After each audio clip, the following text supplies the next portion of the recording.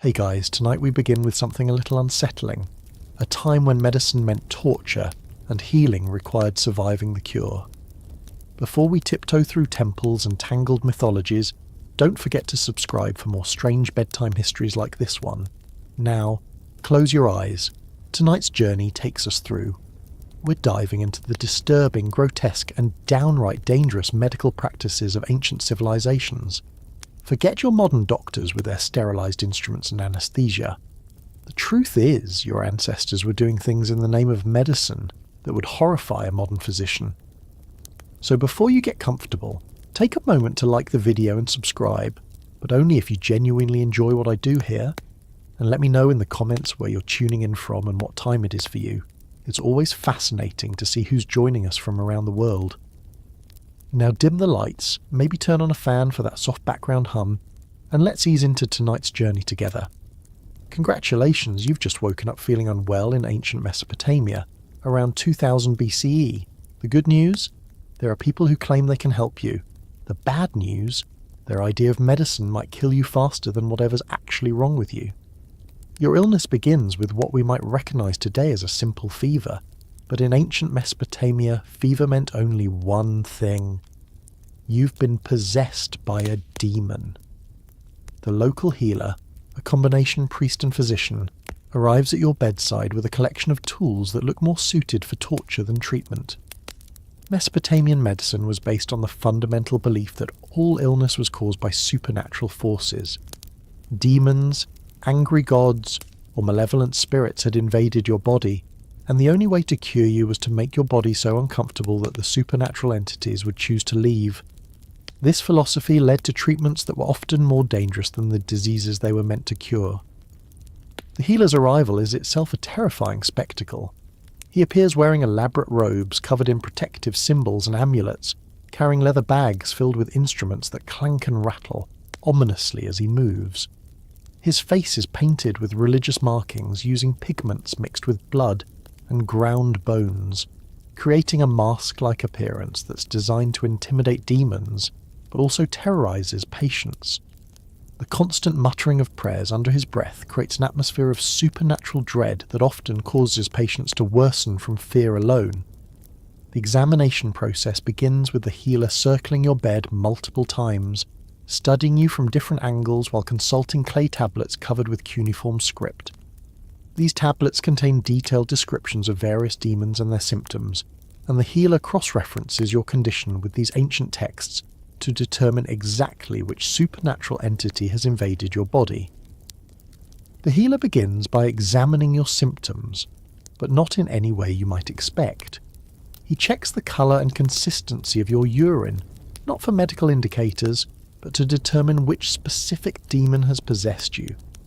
Different demons were believed to cause different changes in bodily fluids, and the healer has memorized complex charts correlating urine colors with specific supernatural entities.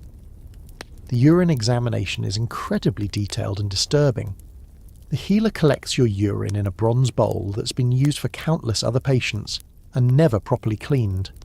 He holds it up to the light, studying its color, clarity, and any sediment that might have settled to the bottom. The bronze bowl itself is often corroded and contaminated with residue from previous examinations, introducing additional toxins into your sample. He may taste your urine directly, believing that different demons impart specific flavours that can only be detected by an experienced healer. This practice spreads diseases between the healer and patients, creating new health problems for everyone involved. The healer may also heat your urine over a flame to see how it changes, often adding various substances to test for chemical reactions that supposedly reveal demonic influence. Dark urine indicates possession by Lamashtu, the child-killing demon, while cloudy urine suggests invasion by Pazuzu, the demon of the southwest wind. Red-tinged urine points to Lilitu, the night demon, and urine with unusual odours indicates possession by various lesser demons. Each variation has specific implications for the type of treatment you'll receive, and misidentification can lead to treatments that are inappropriate and often fatal. But the examination doesn't stop with urine. The healer also studies your saliva, examining its consistency and colour for signs of demonic influence. he may scrape samples from your tongue, inside your cheeks, and throat using bronze tools that haven't been cleaned since the last patient. These tools are often sharp and rough, causing painful cuts and abrasions that frequently become infected. The scraping process is methodical and thorough, with the healer collecting samples from different areas of your mouth and storing them in separate containers for analysis. The bronze implements used for scraping are often corroded and may break off inside your mouth, leaving metal fragments embedded in your oral tissues. The pain from this procedure is intense, and any discomfort you show is interpreted as evidence that the demon is resisting the examination. The saliva samples are examined for colour, texture, and the presence of blood or other substances that might indicate specific types of demonic possession. Thick, ropey saliva suggests possession by earth demons, while thin, watery saliva indicates air demons. The presence of blood is seen as evidence of violent demons that are actively fighting against the healer's efforts. Your breath is another source of diagnostic information. The healer holds his face close to yours, inhaling deeply to detect any supernatural odours that might indicate the presence of specific demons. This close contact often results in the transmission of respiratory diseases between healer and patient, creating new illnesses that complicate the original condition. Sweet breath suggests possession by fertility demons, while foul breath indicates the presence of death spirits. Metallic odours point to demons associated with war and violence, while earthy smells suggest possession by agricultural demons. The healer may force you to breathe into various containers or onto heated metal surfaces to concentrate these odours for better analysis. The breath examination may involve the healer inserting instruments into your mouth and throat to direct your exhalations towards specific detection devices. These instruments are often contaminated and may cause choking or injury to your throat and airway. Some healers believe that demons can be detected by the temperature of your breath, leading to procedures where heated metals are placed near your mouth to test for supernatural temperature variations. Next comes the first treatment, demon expulsion through purging. You're forced to drink a mixture of bitter herbs, animal dung, and fermented urine that will cause violent vomiting and diarrhea. The theory is that the demon will be expelled along with the contents of your stomach and bowels. The mixture is so foul that you begin retching immediately, which the healer takes as a good sign that the demon is being disturbed. The purging mixture is carefully prepared according to ancient recipes that have been passed down for generations. The animal dung used is typically from donkeys or pigs, animals that are considered spiritually unclean and therefore repulsive to demons. The dung is dried, ground into powder, and mixed with fermented human urine that has been aged for weeks in clay pots buried underground. The herbal components of the mixture include plants that are genuinely toxic, such as henbane, mandrake, and various species of nightshade. These plants contain alkaloids that cause hallucinations, seizures, and sometimes death. But Mesopotamian healers believe that the violent physical reactions they produce are signs that demons are being forcibly expelled from the body. Henbane contains scopolamine and other tropane alkaloids that cause delirium, hallucinations, and respiratory depression. Mandrake root contains similar compounds and can cause coma and death in large doses. Nightshade plants contain solanine and other glycoalkaloids that cause severe gastrointestinal distress, neurological symptoms, and cardiovascular collapse. The consumption of this mixture is a horrific ordeal. The taste is so revolting that most patients begin vomiting before they can swallow the entire dose, but the healer forces them to continue drinking until the container is empty. The texture is thick and lumpy, with pieces of undissolved material that cause choking and gagging as they're swallowed. The vomiting that follows is violent and prolonged, often lasting for hours and causing severe dehydration and weakness. The force of the vomiting can cause patients to rupture blood vessels in their esophagus and stomach, leading to internal bleeding that adds to their medical problems. The toxic compounds in the mixture are absorbed through the digestive tract, causing systemic poisoning that affects the liver, kidneys, and nervous system. The diarrhea produced by the purging mixture is equally severe, causing massive fluid loss and electrolyte imbalances that can lead to cardiovascular collapse and kidney failure. The intestinal irritation caused by the toxic ingredients often results in bloody diarrhea, and severe abdominal pain that persists long after the initial purging episode. But purging is just the beginning. The healer produces a collection of bronze needles and begins inserting them into various parts of your body, not based on any understanding of anatomy, but according to religious texts that specify where demons typically hide. The needles are pushed deep into your flesh, often hitting bone or vital organs, causing excruciating pain that is considered proof that the demon is being attacked. The needle collection includes implements of various sizes and shapes, from thin acupuncture-like needles to thick spike-like instruments that are more like small spears. The bronze used in their construction is often impure and contains other metals that can cause allergic reactions and toxic effects when they come into contact with body tissues. The needle insertion process follows specific patterns described in ancient texts. Demons are believed to hide in joints, so needles are driven deep into your shoulders, elbows, knees and ankles. The areas around your eyes are targeted because demons supposedly enter through the windows of the soul, and needles are inserted into your temples, forehead and the corners of your eyes. The insertion near your eyes is particularly dangerous, as the needles often penetrate deeply enough to damage the optic nerves or penetrate into the brain cavity. Many patients lose their vision permanently as a result of these eye treatments, but the blindness is attributed to the demon's final act of revenge rather than medical trauma. The needles themselves are crude bronze implements that are often corroded and rough. They're pushed through your skin using wooden hammers or stone mallets, driving them deep enough to reach what the healer believes are the demon's hiding places. The hammering process often causes the needles to bend or break, leaving fragments embedded in your tissues that can't be removed. The pain from needle insertion is indescribable, and many patients lose consciousness during the process. However, loss of consciousness is seen as evidence that the demon is fighting back, so the healer may use various stimulants or painful techniques to keep you awake throughout the entire procedure. The needles aren't sterilized. The concept of infection doesn't exist yet. They're used on patient after patient, spreading diseases and creating new illnesses even as they claim to cure existing ones. Common infections spread by contaminated needles include blood poisoning, hepatitis, and various bacterial infections that often prove fatal.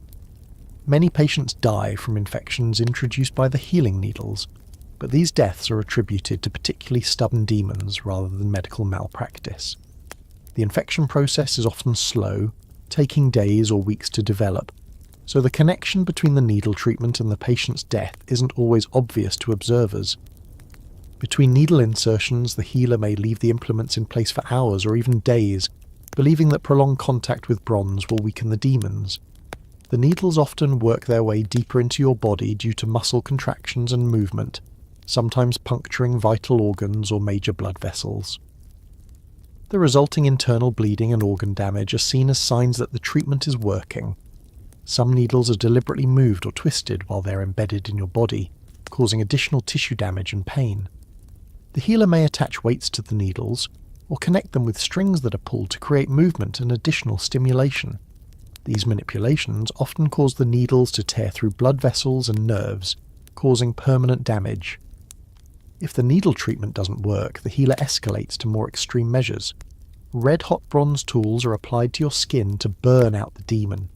These cauterizations leave permanent scars and often cause severe burns that become infected and gangrenous. The smell of burning flesh fills the room as the healer methodically applies the heated metal to various parts of your body. The burning tools used for cauterization are heated in braziers fueled by animal dung and other combustible materials that produce toxic fumes. The tools are often heated to temperatures far exceeding what's necessary for cauterization, causing extensive tissue damage and third-degree burns that penetrate deeply into muscle and bone. The healer selects different shaped implements for different parts of the body: long thin rods for reaching between ribs, flat discs for large surface areas, and pointed instruments for precise targeting of specific spots where demons are believed to congregate.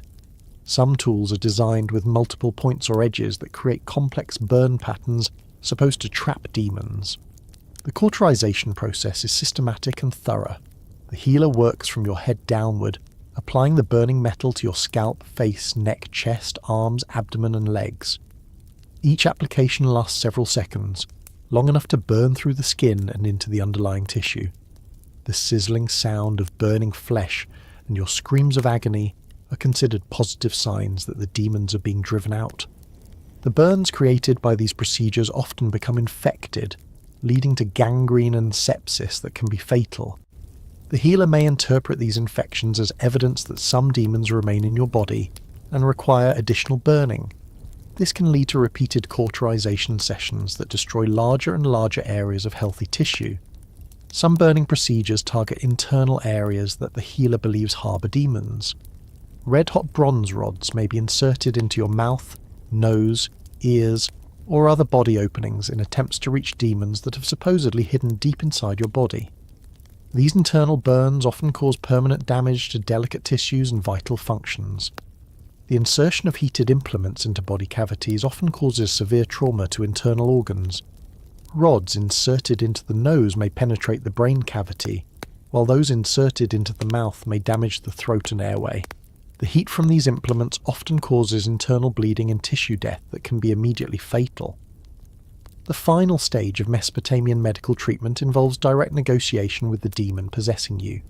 The healer begins chanting incantations and making offerings of food and precious objects, trying to bribe the demon to leave your body. If this doesn't work, he may resort to threats, promising the demon that even more painful treatments will follow if it doesn't depart immediately.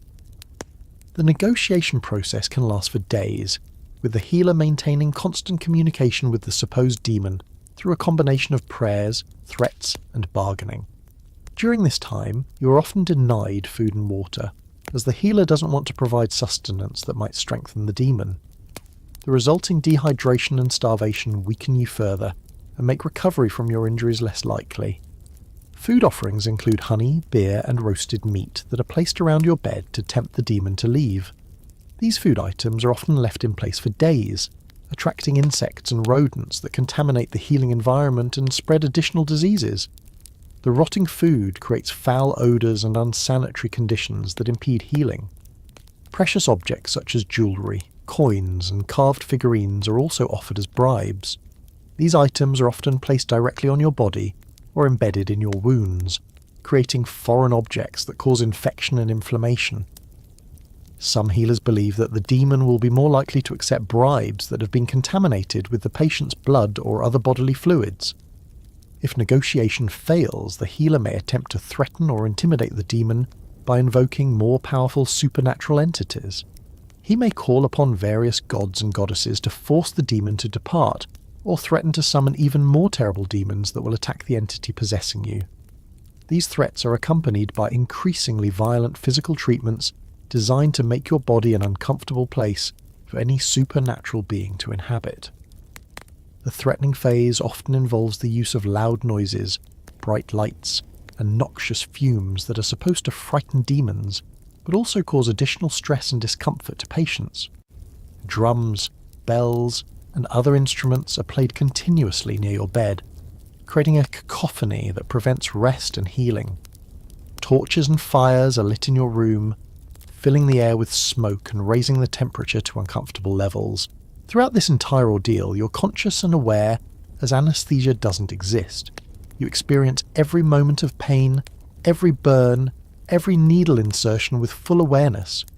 Many patients die from shock and trauma long before their original illness could have killed them, but the healers consider this proof that the demon was too powerful to be expelled and that the patient was doomed from the beginning. The psychological trauma of undergoing Mesopotamian medical treatment is often as devastating as the physical damage. Patients who survive these procedures are frequently left with permanent mental health problems, including severe anxiety, depression, and post-traumatic stress that persist for the rest of their lives. But these psychological symptoms are interpreted as evidence of ongoing demonic influence rather than trauma from medical treatment. Many survivors develop a profound fear of healers and medical treatment that prevents them from seeking help for future illnesses. This medical phobia often results in treatable conditions becoming fatal because patients prefer to die rather than undergo another round of Mesopotamian medical torture. The social stigma associated with demonic possession also affects survivors, who are often shunned by their communities and considered spiritually contaminated. This social isolation prevents them from receiving support during their recovery and often leads to additional mental health problems. Welcome to Mesopotamian medicine, where every symptom was a spiritual crisis and every treatment was an exorcism that often proved more deadly than the disease itself. In this world, seeking medical help meant submitting to torture in the name of healing, and survival depended more on luck than on any genuine therapeutic intervention. Now let's travel to ancient Egypt, where surgical procedures were performed with stunning precision, but absolutely no regard for patient comfort or survival. Egyptian medicine was surprisingly advanced in some ways. They had detailed knowledge of anatomy from their mummification practices and sophisticated surgical tools, but this knowledge was applied without anesthesia, antibiotics, or any real understanding of how to prevent infection. The result was a medical system that could perform complex operations while killing most of the patients who underwent them. You're suffering from what modern medicine would recognize as appendicitis, but Egyptian physicians have their own theories about internal pain. They believe your condition is caused by bad blood that has stagnated in your abdomen and must be physically removed through surgery. The operation will be performed in broad daylight, in a temple courtyard, with dozens of people watching as part of a religious ceremony. The preparation for your surgery begins days before the actual procedure. You're subjected to ritual purification involving repeated enemas with fermented beer and salt water, designed to cleanse your body of evil spirits. The purging leaves you severely dehydrated and weakened, making you less likely to survive the upcoming trauma. Your hair is completely shaved off using dull bronze razors that scrape and cut your scalp, creating open wounds that often become infected before the surgery even begins. The surgical chamber is a temple courtyard open to the elements, where dust, insects and bird droppings contaminate everything. The stone table where you'll be operated on is stained with the blood of countless previous patients and has never been cleaned. Flies swarm around the dried blood, carrying disease from patient to patient. The priests conducting the ceremony wear elaborate headdresses and robes that drag through the filth, picking up contamination that they'll spread throughout the surgical area. The surgical tools are impressive for their time. Bronze scalpels, bone saws and metal forceps that have been carefully crafted and sharpened. But they're stored in leather cases that have become breeding grounds for bacteria, and they're used on patient after patient without any cleaning or sterilization. The bronze blades are often corroded and rough, tearing flesh rather than cutting cleanly through it. Some tools are deliberately made rough because Egyptian surgeons believe that jagged cuts heal better than smooth ones. Your pre-surgical sedation consists of being forced to drink large quantities of beer mixed with opium poppy extract and various toxic plants. While this does provide some pain relief, the dosage is uncontrolled and often leads to respiratory depression or cardiac arrest. Many patients die from the sedative mixture before the surgery even begins. Those who survive are left in a state of confused semi-consciousness that makes the pain more terrifying because they can't understand what's happening to them. You're tied to a stone table with leather straps that cut into your flesh as you struggle, not just to keep you still during the operation, but to prevent you from dying from shock and falling off the table. Additional restraints are tied around your neck and head, making breathing difficult and adding to your terror.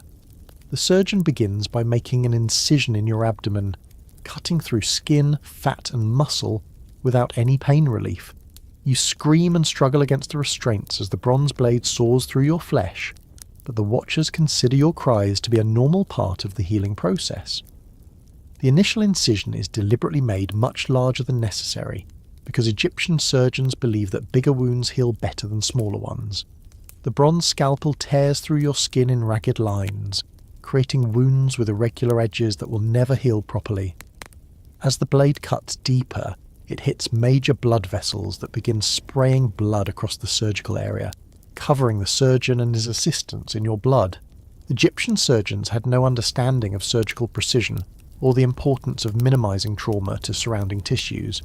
They would hack and slash their way through the body, causing massive damage to healthy organs and tissues in their attempts to reach the source of the problem.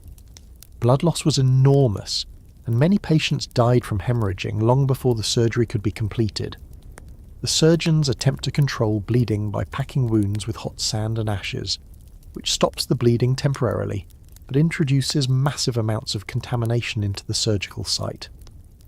The search for your bad blood involves the surgeon digging through your abdominal cavity with his hands, feeling around for any area that seems diseased or abnormal.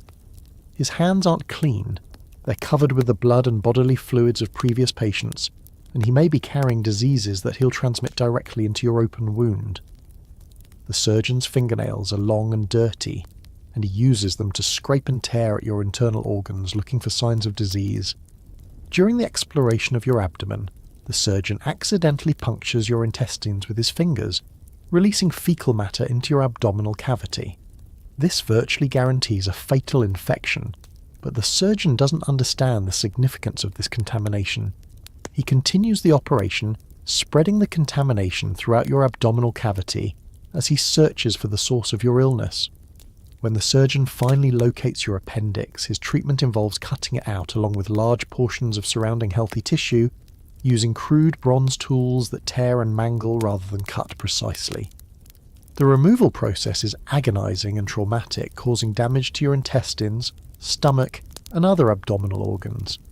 He removes not just the appendix but also parts of your colon, small intestine, and stomach lining, believing that removing more tissue will prevent the disease from returning.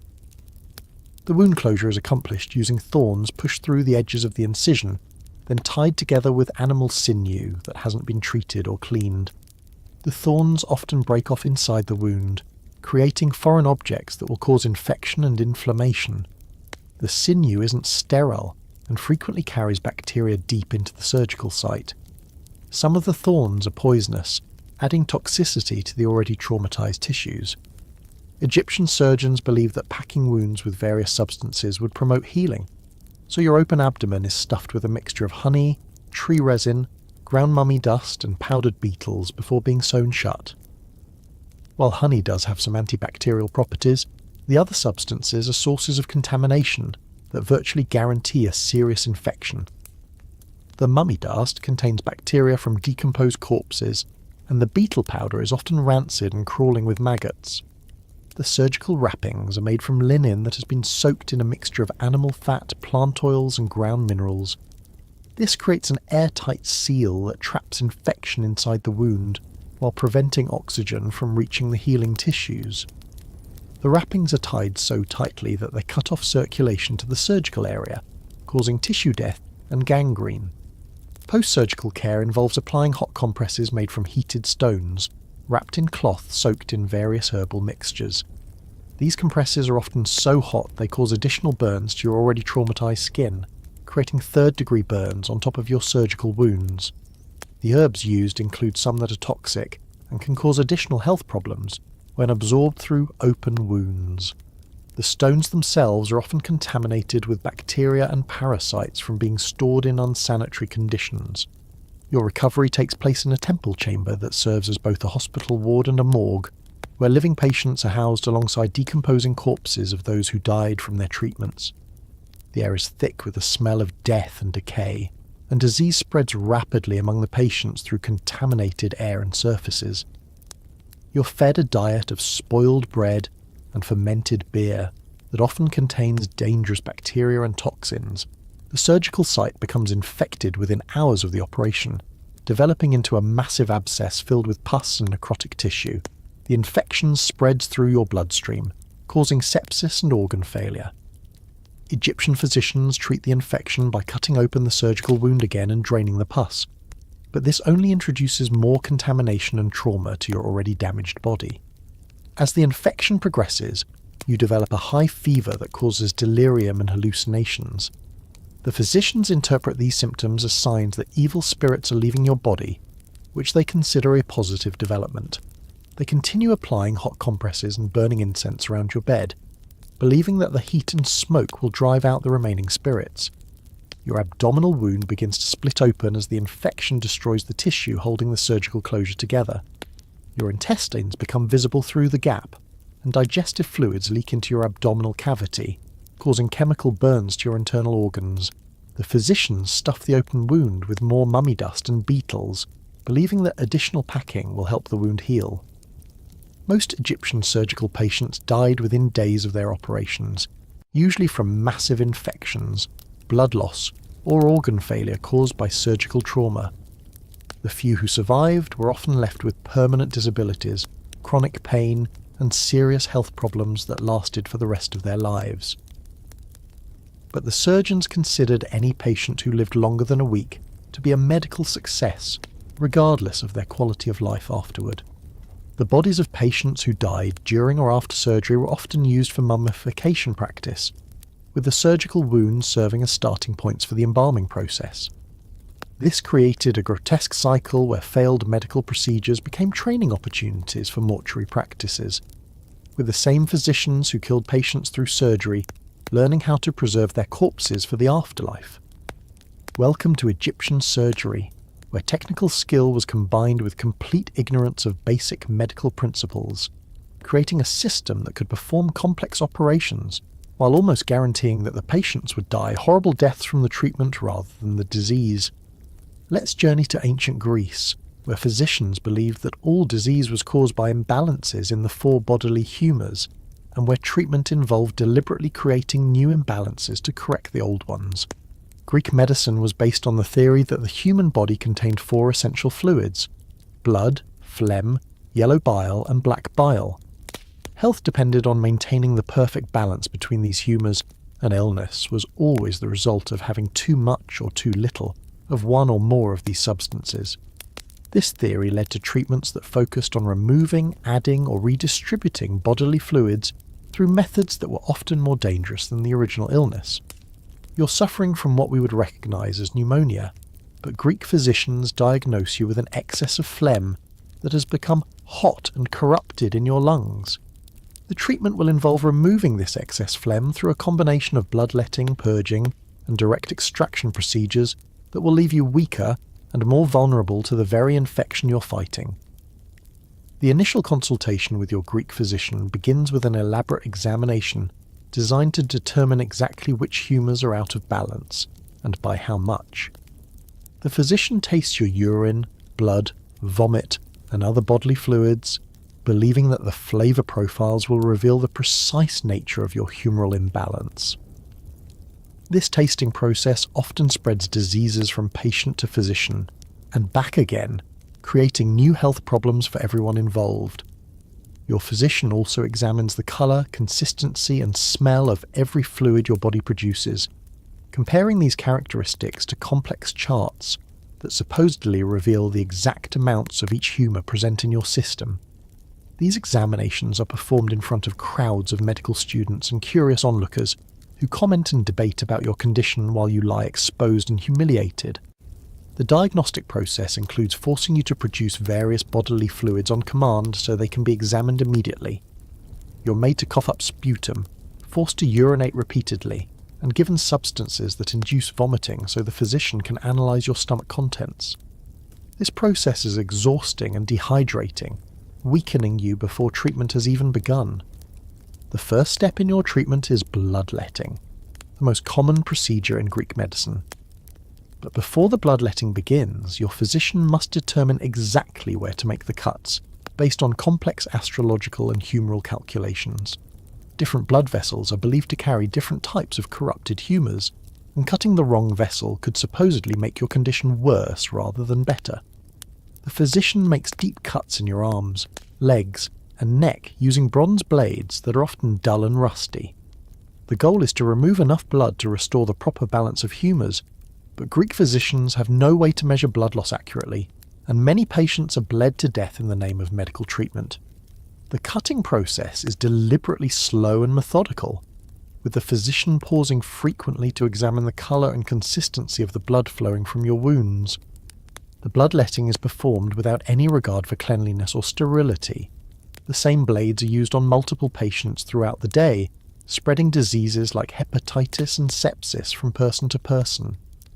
The wounds are often deep enough to sever arteries or damage nerves, causing permanent disability even if the patient survives the blood loss. Some physicians deliberately cut deeper than necessary, believing that the pain itself has therapeutic value in driving out corrupted humours. The blood that flows from your wounds is collected in bronze bowls that are examined for signs of humour corruption. The physician looks for layers, colours and textures that supposedly indicate which specific humours are being removed and whether enough has been extracted. This process can take hours, during which you continue bleeding while the physician debates with his assistants about the significance of various blood characteristics. But bloodletting alone isn't enough to treat your supposed phlegm excess. The physician next administers a series of powerful emetics designed to make you vomit up the corrupted humours. These substances include heavy metals like mercury and lead, plant toxins that cause violent convulsions, and various animal products that are essentially poisons. The emetics are mixed with wine or honey to make them more palatable, but the sweetness only masks their toxicity temporarily. The vomiting that results from these treatments is so severe that it can cause you to rupture blood vessels in your esophagus and stomach, leading to internal bleeding that adds to your medical problems. The force of the vomiting can also cause you to aspirate stomach contents into your lungs, worsening your pneumonia and potentially causing new lung infections. The toxins used to induce vomiting often cause permanent damage to your liver, kidneys, and nervous system, creating new health problems that will persist long after your original illness has been forgotten. The vomiting sessions are conducted in front of observers who take detailed notes about the colour, quantity, and consistency of everything you bring up.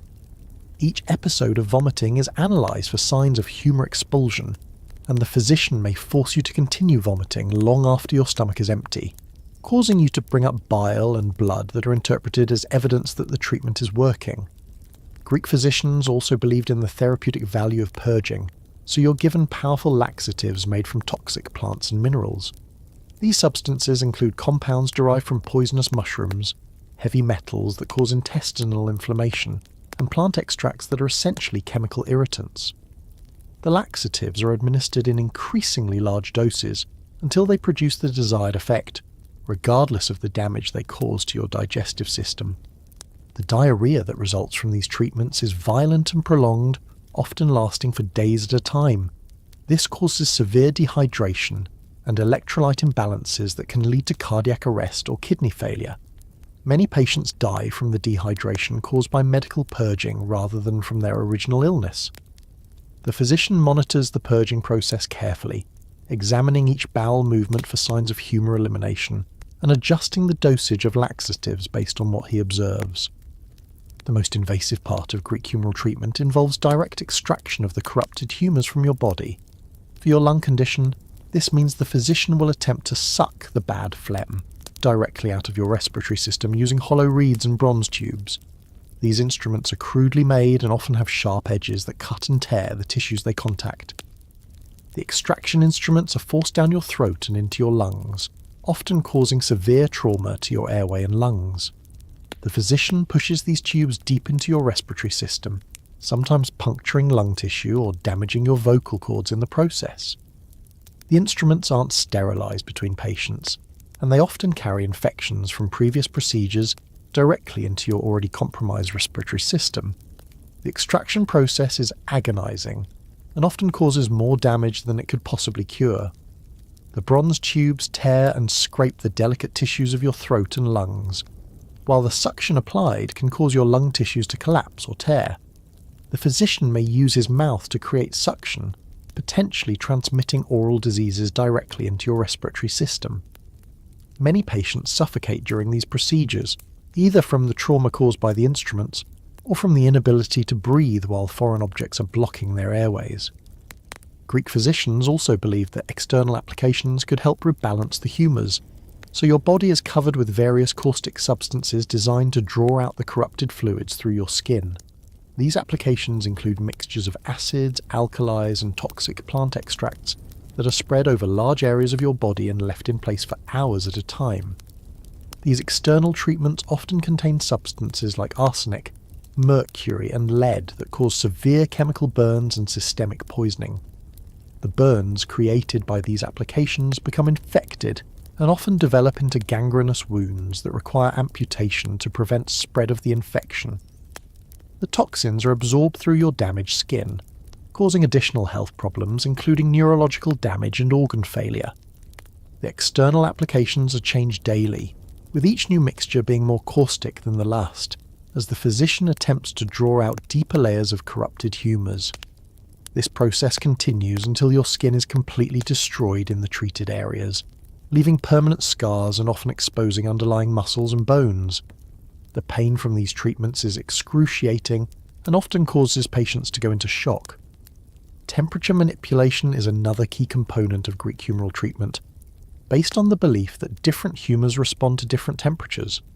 Your body is subjected to extreme heat and cold in attempts to drive out the corrupted substances. This includes being placed in rooms heated to dangerous temperatures, then suddenly moved to freezing cold environments. The temperature treatments often cause thermal shock that can lead to cardiac arrest or stroke. Your body's attempts to regulate temperature under these extreme conditions puts enormous stress on your cardiovascular and respiratory systems, often causing the very symptoms that the treatments are supposed to cure. Patients frequently develop hypothermia or hypothermia that proves fatal. The final stage of Greek humoral treatment involves dietary modifications designed to prevent the reformation of humour imbalances. You're placed on extremely restrictive diets that often lack essential nutrients, leading to malnutrition and weakening your body's ability to fight off infection. These diets are based on complex theories about which foods produce which humours, rather than on any understanding of nutritional needs. The prescribed diets often consist of single foods eaten in large quantities, such as nothing but barley for weeks at a time, or diets that deliberately exclude entire categories of nutrients. Many patients who survive the active treatments die later from starvation, or nutrition-related diseases like scurvy and pellagra. The physicians interpret weight loss and weakness as signs that the corrupted humours are being eliminated from the body. Patients who show signs of recovery are often subjected to maintenance treatments, designed to prevent future humour imbalances. These ongoing treatments include regular bloodletting sessions, periodic purging, and continued dietary restrictions that prevent the body from fully recovering its strength. Many patients become permanent invalids who require constant medical attention to maintain the artificial humour balance created by their treatments. The Greek medical system also included elaborate record keeping that documented every aspect of each patient's condition and treatment.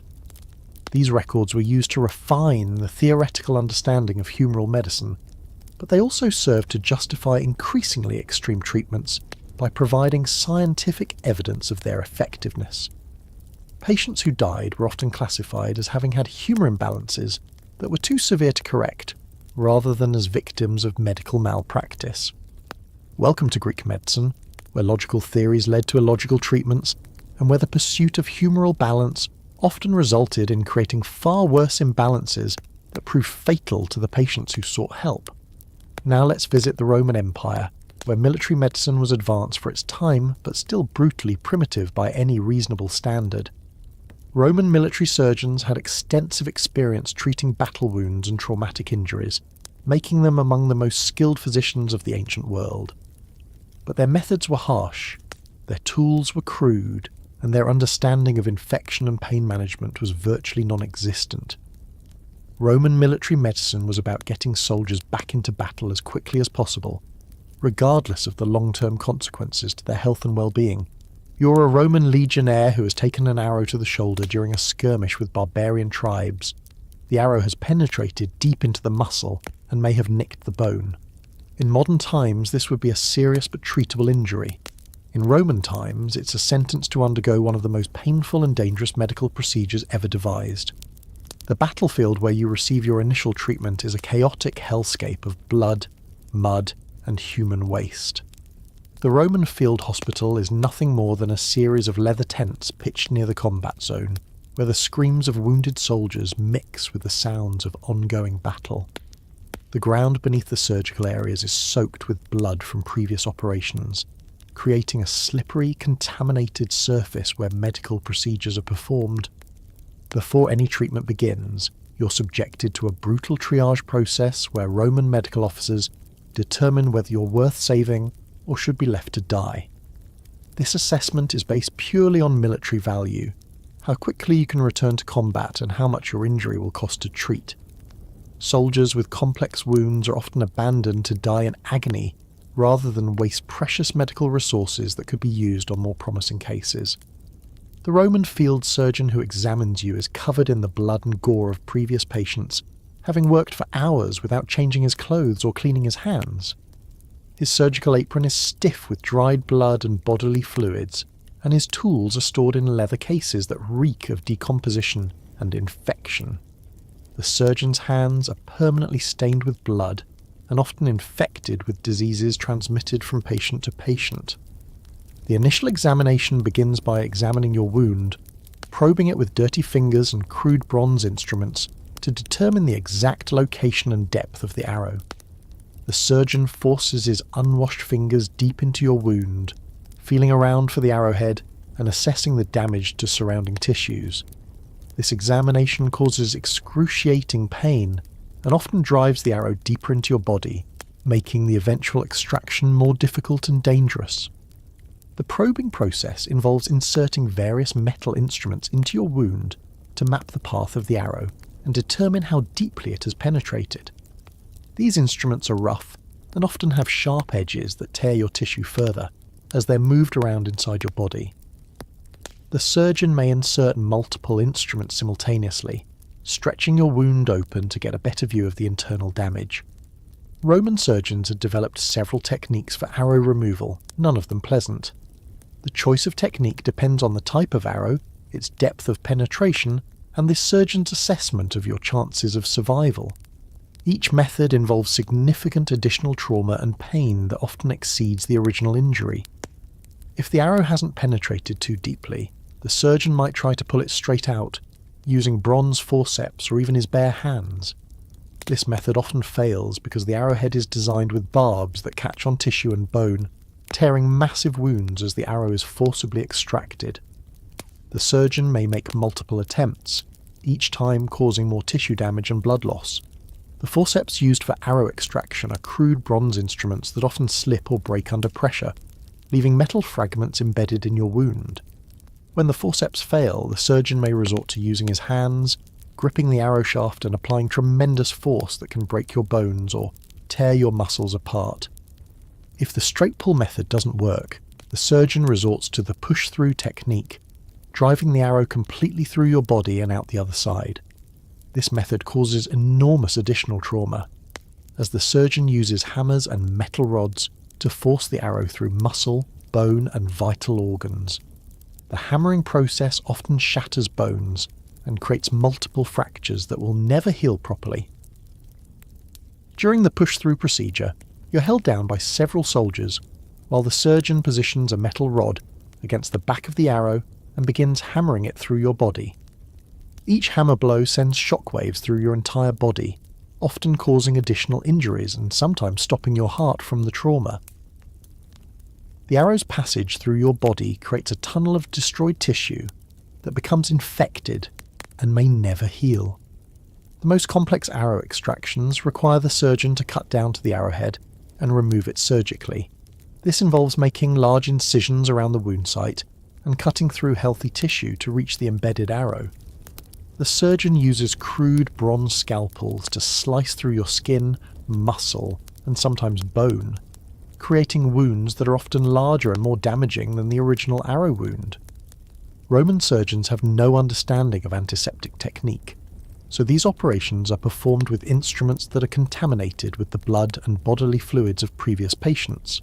The same scalpels, forceps, and probes are used on dozens of patients without any cleaning or sterilization, spreading diseases like gangrene and sepsis throughout the military hospital. The surgical cutting process is slow and methodical, as the surgeon must carefully dissect through layers of tissue to reach the arrowhead without causing additional damage to vital structures.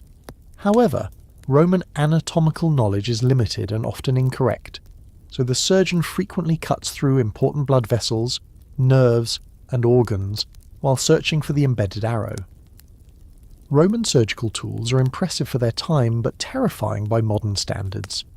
Bronze and iron blades that are often dull and corroded, bone saws that tear through tissue rather than cutting cleanly, and forceps that crush and mangle whatever they grasp. These tools cause additional trauma to already injured tissues and often leave fragments of metal and rust embedded in wounds.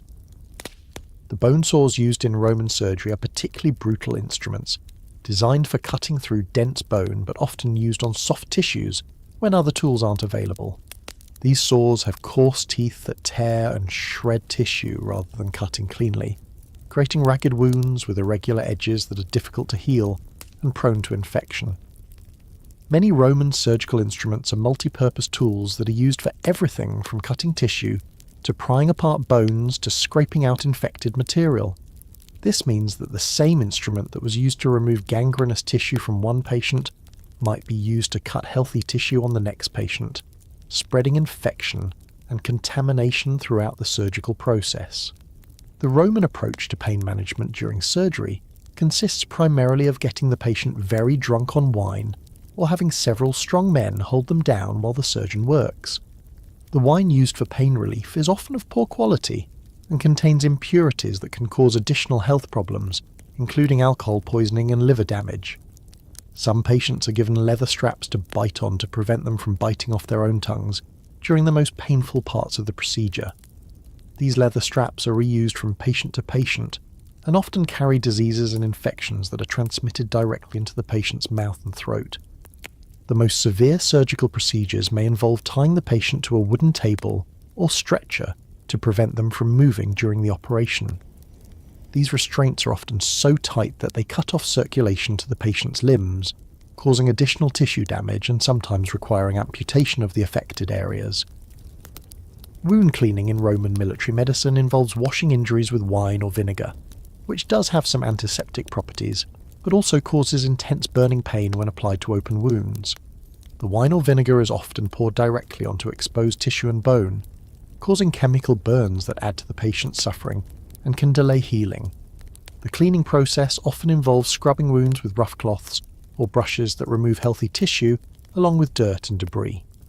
These cleaning implements are typically reused from patient to patient and become contaminated with bacteria and other infectious agents that are spread throughout the medical facility.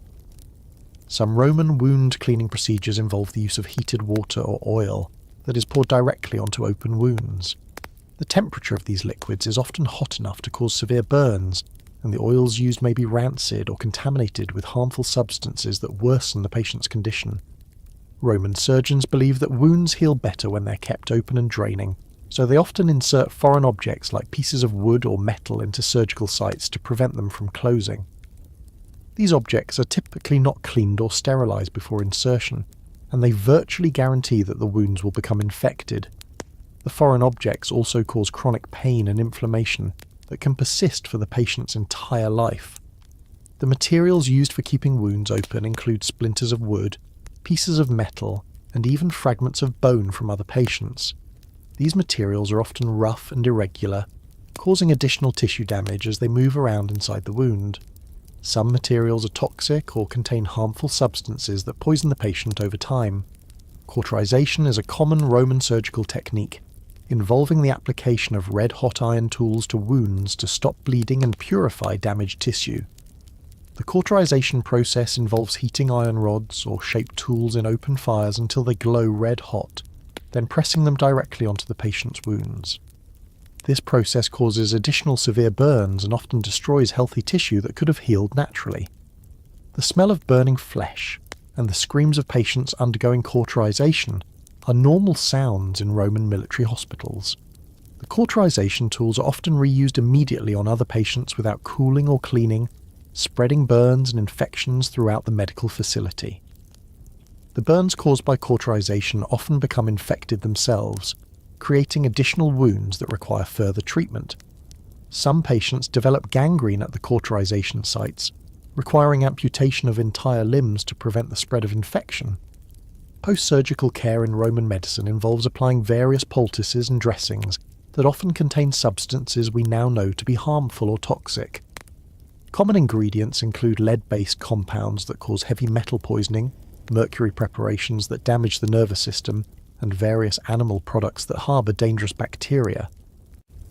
The dressings used on surgical wounds are typically made from dirty cloth or leather that hasn't been cleaned or sterilised, These dressings often become breeding grounds for bacteria and other infectious organisms that cause additional complications and delayed healing. Roman military hospitals are crowded, unsanitary facilities where patients are packed together in close quarters with minimal care or supervision. The air is thick with the smell of blood, pus, and human waste, and diseases spread rapidly among the patients through contaminated air and surfaces. The recovery process for Roman surgical patients involves weeks or months of lying in these contaminated facilities, often developing new illnesses and infections that are worse than their original injuries. Many patients who survive their initial surgery die later from hospital-acquired infections or complications from their medical treatment. Patients who show signs of infection are often subjected to additional surgical procedures designed to remove the infected tissue. These procedures typically involve cutting away large areas of healthy tissue along with the infected material, often resulting in massive scarring and permanent disability. The Roman military medical system also includes a brutal rehabilitation process designed to return soldiers to combat as quickly as possible. Patients are forced to resume physical activity long before their wounds have healed, often causing additional injuries and permanent damage to their healing tissues. Most Roman surgical patients who survive their operations are left with permanent disabilities, chronic pain, and shortened lifespans due to the trauma and infections caused by their medical treatment. Many develop chronic conditions like arthritis, nerve damage, and organ dysfunction that make their remaining years a constant struggle with pain and disability. But the Roman military considers any soldier who can return to battle, regardless of his condition, to be a medical success. Soldiers who can walk and carry weapons are considered fully recovered, even if they're in constant pain or have lost significant function in their injured areas. The psychological trauma caused by Roman medical procedures often proves as debilitating as the physical injuries. Many soldiers develop what we would now recognize as post-traumatic stress disorder from the combination of their battlefield injuries and the torture-like medical treatment they received. Welcome to Roman military medicine, where surgical skill was combined with brutal disregard for patient suffering, creating a system that could save lives in the short term while destroying them in the long term. Let's travel to ancient China, where traditional medicine combined sophisticated theories with dangerous practices that often poison patients in the name of healing. Chinese medicine was based on complex theories about the flow of vital energy, QI, through the body and the balance between opposing forces, yin and yang. These theories led to treatments that were often elaborate and sometimes effective, but they also resulted in practices that were dangerous, painful, and frequently toxic to the patients who underwent them. You're suffering from chronic pain that modern medicine would probably diagnose as arthritis, but Chinese physicians have determined that your condition is caused by blocked qi flow and an excess of cold energy in your joints. The treatment will involve acupuncture, herbal medicines, and various other procedures designed to restore proper energy balance to your body. The initial consultation with your Chinese physician begins with an elaborate examination that involves studying every aspect of your appearance and behavior for signs of energy imbalance. The physician examines your tongue for hours, looking for subtle changes in colour and texture that supposedly reveal the exact nature of your key blockages. Different areas of your tongue are believed to correspond to different organs, and the physician maps these areas with instruments that often scrape and injure the delicate tongue tissue. Your pulse is taken at multiple points on both wrists, with the physician pressing so hard that circulation is often cut off to your hands.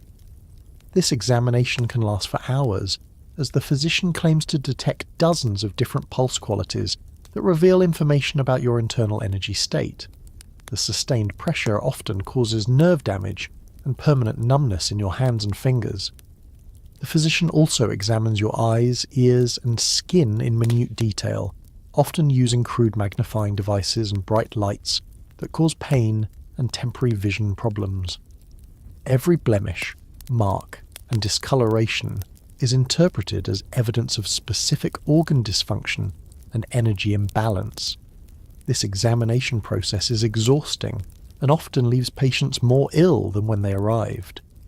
Chinese acupuncture involves inserting thin needles into specific points on your body that are believed to correspond to energy pathways called meridians.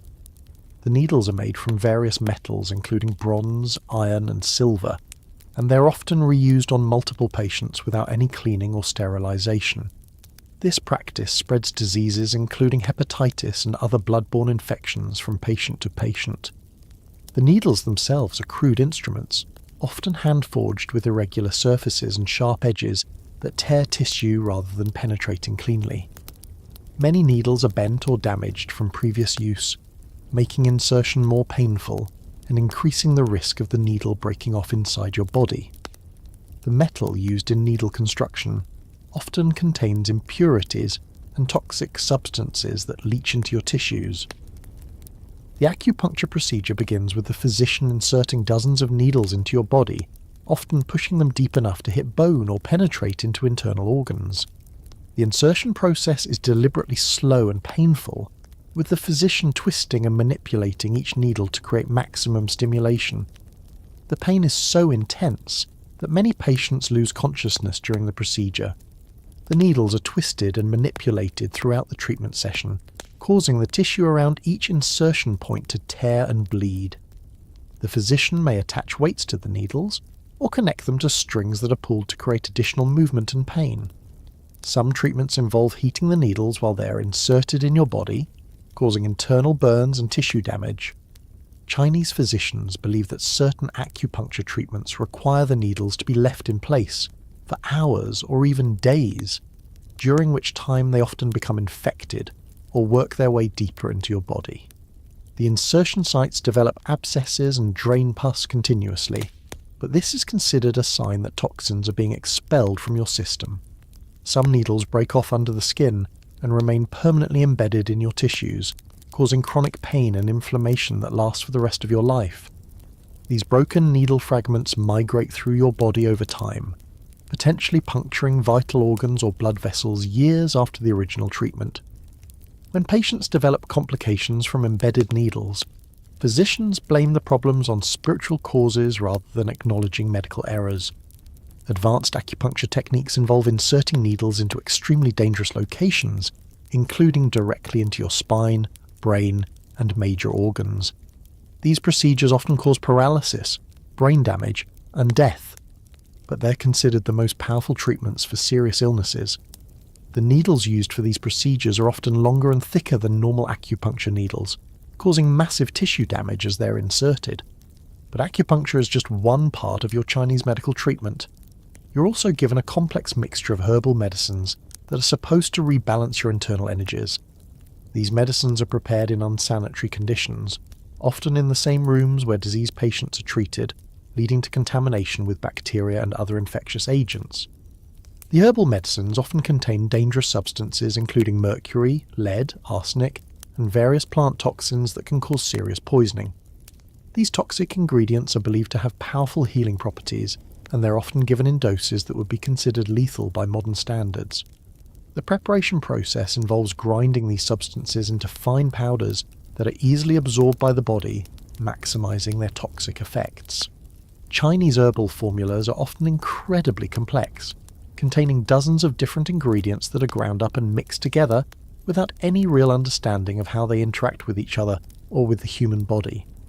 Many of these formulas contain substances that are known to be poisonous, but Chinese physicians believe that the toxins can be beneficial if used in the right combinations and dosages. The herbs used in these formulas are often collected from contaminated sources, including plants grown in polluted soil or near human waste. Some ingredients are derived from diseased or decomposing animals, introducing additional bacteria and toxins into the medicine. The storage conditions for these herbs are typically poor, allowing mold and other harmful organisms to grow on the ingredients before they're used. Mercury is a particularly common ingredient in Chinese medicine, believed to have powerful healing properties and the ability to extend life. Patients are given mercury preparations orally, applied to their skin, and even injected directly into their bloodstream. The liquid mercury is often mixed with other substances to create pastes and ointments that are applied to large areas of the body. The mercury poisoning that results causes tremors, kidney damage, brain damage, and eventually death. But these symptoms are often attributed to the original illness rather than the treatment. As the mercury accumulates in your body over time, it causes progressive neurological deterioration that leaves you unable to speak, walk, or control your bodily functions. Mercury treatments often involve heating the substance to create vapours that patients are forced to inhale. These vapours cause immediate damage to the lungs and respiratory system, leading to chronic breathing problems and eventual respiratory failure. The heated mercury also creates toxic fumes that contaminate the treatment environment, affecting other patients and medical staff. Another dangerous aspect of Chinese medicine is the practice of cupping, which involves placing heated glass or metal cups on the skin to create suction that is supposed to draw out toxins and restore proper qi flow. The cups are heated using open flames, and they're often applied while still hot enough to cause immediate burns to the skin. The suction created by cupping is so strong that it often causes blood vessels under the skin to rupture, creating large, painful bruises and sometimes permanent tissue damage. The cups are left in place for extended periods, during which the suction continues to increase as the air inside cools, causing progressively more tissue damage. Some cupping procedures involve making small cuts in the skin before applying the cups, allowing blood to be drawn out during the suction process. These cuts are made with contaminated instruments and often become infected, leading to serious skin infections and scarring. The blood that's drawn out is often examined for signs of disease, but the examination process spreads contamination and infection. Fire cupping involves placing burning materials inside the cups before applying them to the skin, creating extreme heat and suction simultaneously. This technique often causes severe burns and tissue death, leaving permanent scars and sometimes requiring skin grafts to repair the damage. The burning materials used may include toxic substances that create poisonous fumes. Chinese physicians also practice a form of bloodletting that involves making cuts in specific locations that correspond to acupuncture points. These cuts are often deep enough to cause significant blood loss, and they're performed with instruments that aren't sterilized between patients. The cutting instruments are often crude knives or broken pieces of metal that tear tissue rather than cutting cleanly. The bloodletting process involves making dozens of cuts over the patient's entire body, creating a pattern that supposedly corresponds to energy meridians. The resulting wounds frequently become infected, leading to sepsis and other serious complications. Some patients bleed to death during the procedure, but this is considered a sign that their illness was too severe to cure. The blood that flows from these cuts is collected and examined for signs of disease and energy imbalance. The blood is often mixed with various substances and fed back to the patient as medicine, creating a cycle of contamination and infection. Some physicians taste the blood directly to determine its therapeutic properties, spreading oral diseases and bacteria. One of the most dangerous Chinese medical practices is the use of cinnabar, mercury sulfide, as a medicine. This bright red substance is believed to be a powerful healing agent and is often given to patients in large doses over extended periods. The preparation of cinnabar medicine involves heating mercury and sulfur to extremely high temperatures, creating toxic fumes that affect everyone in the area. The mercury poisoning that results from cinnabar consumption causes severe neurological damage, kidney failure, and death. But Chinese physicians continue to prescribe it because they believe the deaths are caused by spiritual toxins rather than mercury poisoning. Patients who take cinnabar often develop characteristic symptoms including tremors, loss of motor control, and progressive mental deterioration. Cinnabar is often combined with other toxic substances to create immortality pills that are supposed to grant eternal life. These pills typically contain multiple heavy metals and poisonous compounds that cause rapid organ failure and death. The patients who die from these treatments are often revered as having achieved spiritual transcendence rather than being recognized as victims of poisoning. Chinese medicine also includes various forms of physical manipulation and massage that can be extremely violent and traumatic. Patients may have their joints forcibly manipulated beyond their normal range of motion, causing dislocations and fractures that are considered therapeutic.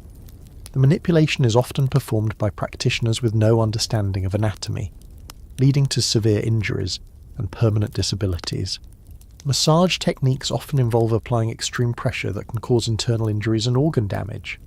The massage tools include wooden mallets, metal rods, and sharp stones that are used to pound and scrape the patient's body. These treatments often leave patients with broken bones, damaged organs, and severe bruising that takes months to heal.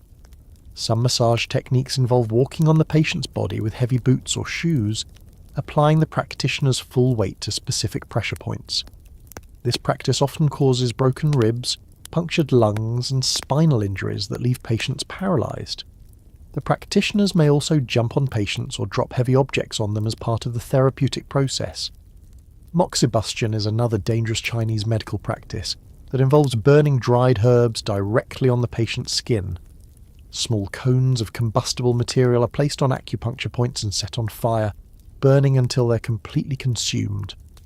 This process creates deep burns that often become infected and leave permanent scars.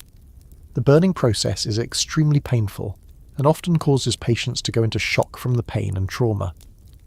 Multiple moxibustion treatments are typically applied during a single session, creating dozens of burn wounds across the patient's body. The burning herbs often contain toxic substances that are absorbed through the burned skin, causing additional poisoning. Some moxibustion techniques involve placing the burning materials on thin slices of ginger or garlic that are placed on the skin, supposedly to moderate the burning effect. However, the organic materials often catch fire themselves, spreading the burning over larger areas of skin and causing more extensive damage. The combination of toxic medicines, contaminated needles, violent physical treatments, and dangerous burning procedures makes Chinese traditional medicine one of the most hazardous medical systems ever developed. Many patients die from their treatments rather than their original illnesses, but these deaths are usually attributed to spiritual causes rather than medical malpractice. The treatment facilities where Chinese medicine is practiced are often unsanitary and contaminated with the blood and bodily fluids of previous patients. The same treatment tables, instruments, and materials are used on multiple patients without cleaning, spreading disease and infection throughout the medical facility. Patients who survive their initial treatments often require extended recovery periods, during which they're subjected to additional procedures and medicines. The recovery process frequently involves more toxic treatments that prevent healing and cause additional health problems. Many patients become permanently dependent on their physicians, requiring constant treatment to survive the effects of their previous treatments. Welcome to Chinese traditional medicine, where sophisticated theories mask dangerous practices and where the pursuit of energy balance often resulted in poisoning, infection, and death for the patients who sought healing. Now let's explore ancient India, where Ayurvedic medicine combined remarkable surgical techniques with dangerous procedures and toxic treatments.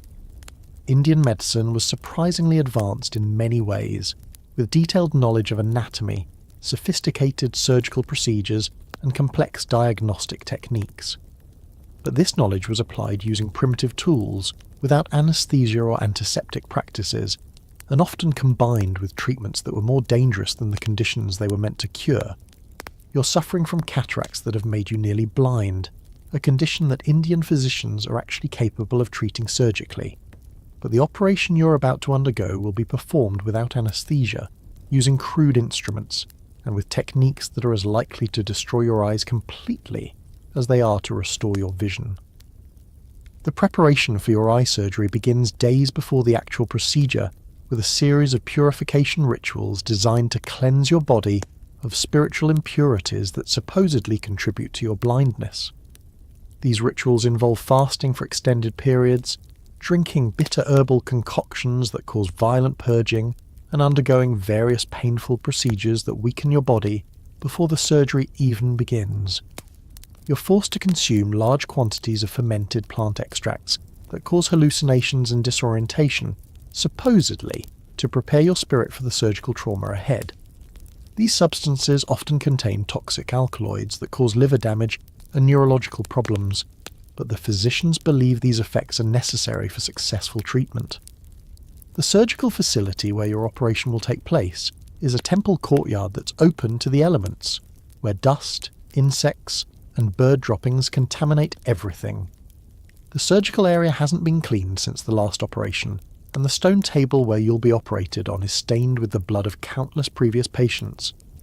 flies swarm around the dried blood, carrying diseases from patient to patient. Indian cataract surgery begins with you being restrained on a wooden table, while several strong men hold you down to prevent movement during the operation. The restraints are tied so tightly that they cut off circulation to your limbs, often causing permanent nerve damage and tissue death. Additional restraints around your head and neck make breathing difficult and add to your terror. The surgeon begins by forcing your eyelids open with crude metal clamps that stretch and tear the delicate skin around your eyes. These clamps are often rusty and contaminated with bacteria from previous operations, introducing infection directly into the surgical site. The pressure from the clamps causes immediate pain and often damages the muscles that control your eyelid movement. The surgeon uses a sharp knife to make an incision in your eye, cutting through the clear cornea to reach the clouded lens underneath. The knife blade is made from hammered bronze that has irregular edges and surface imperfections that tear your eye tissue as it cuts. You experience every moment of this procedure with full awareness, feeling the blade slice through the sensitive tissues of your eye while being unable to move or escape. The initial incision often goes too deep or in the wrong direction, causing damage to structures inside your eye that are essential for vision. The surgeon has no way to see what he's cutting once the blade penetrates your eye, so he must work by feel alone, often causing additional trauma as he searches for the correct tissue layers. The surgical instruments used in Indian medicine are made from bronze and iron that is often corroded and rough. The blades aren't smooth or sharp by modern standards, so they tend to tear and shred tissue rather than cutting cleanly through it. This causes additional trauma to your already damaged eye, and often results in complications that could have been avoided with better tools. Many of the instruments are multi-purpose tools that are used for various types of surgery, meaning that the same instruments used for brain surgery or abdominal operations are also used on your eyes. This cross-contamination spreads diseases and infections between different types of patients and different parts of the body. The actual cataract removal involves the surgeon using a sharp probe to break up the clouded lens inside your eye, then attempting to remove the fragments using crude forceps, or by flushing them out with various liquids. The probe is a rough metal instrument that often scratches and gouges the inside of your eye as it's moved around to break up the lens material. This process is incredibly painful and often damages other structures inside the eye, including the retina and optic nerve. The surgeon may accidentally puncture the back of your eye or damage the blood vessels that supply your retina, causing bleeding inside your eye that can lead to permanent blindness even if the surgery is otherwise successful. The lens fragments that are created during the breaking process often can't be completely removed, leaving sharp pieces of lens material floating inside your eye. These fragments cause chronic pain and inflammation, and often lead to secondary glaucoma that destroys what vision might have been restored by the surgery. The liquids used to flush out lens fragments include various herbal extracts and animal-derived substances that often contain bacteria and other contaminants. These irrigation solutions introduce infection directly into your eye and often cause additional chemical damage to the delicate tissues inside your eye. Indian surgeons have no understanding of sterile technique, so the operation is performed with instruments that haven't been cleaned since the last surgery. The surgeon's hands are dirty and often contaminated with blood and bodily fluids from previous patients. The operating area is contaminated with dust, insects, and other sources of infection that guarantee post-surgical complications.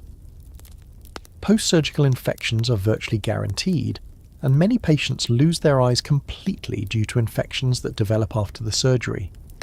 The infections often spread beyond the eye to involve the brain and other vital organs, causing death from what began as a relatively simple eye operation. The post-surgical care for your eye involves packing the surgical site with various substances that are supposed to promote healing, but often cause additional problems. Common packing materials include animal dung, rotting plant matter, and various mineral preparations that introduce bacteria and toxins directly into your healing tissues. But cataract surgery is just one example of Indian medical practice. Ayurvedic medicine also includes a wide range of other treatments that are often more dangerous than helpful. One common practice is the use of panchakarma, a purification process that involves forcibly emptying the body of all its contents through violent vomiting, diarrhea, and bloodletting.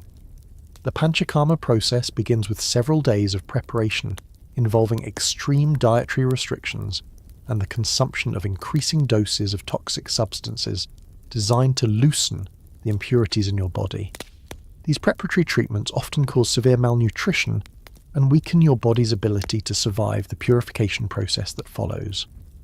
The active phase of panchakarma begins with you being given powerful emetics that cause projectile vomiting so severe that it can rupture blood vessels in your stomach and esophagus. The emetic substances include plant toxins, heavy metals, and animal-derived products that are essentially poisons designed to cause maximum distress to your digestive system. The vomiting induced by these substances is so violent that it often causes you to aspirate stomach contents into your lungs, leading to pneumonia and other respiratory infections. The force of the vomiting can also cause you to rupture your esophagus or stomach, leading to internal bleeding and peritonitis that is often fatal. This is followed by equally powerful laxatives that cause violent diarrhea and severe dehydration.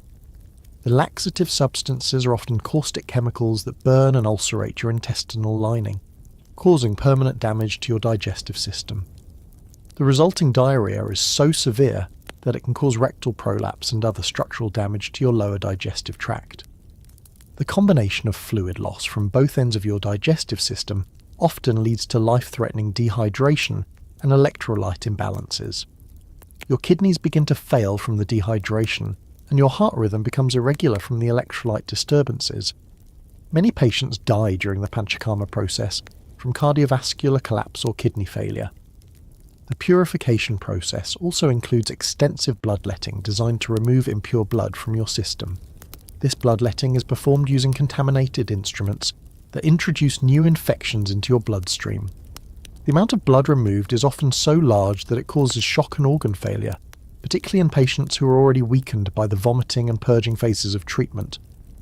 Indian medicine also makes extensive use of toxic substances that are believed to have healing properties when used in the right combinations.